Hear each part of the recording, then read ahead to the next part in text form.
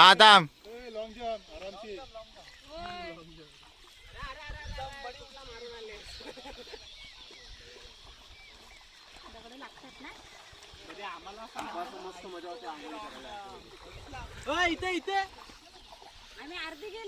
नाही नाही पूर्ण आलं टेन्शन नाही.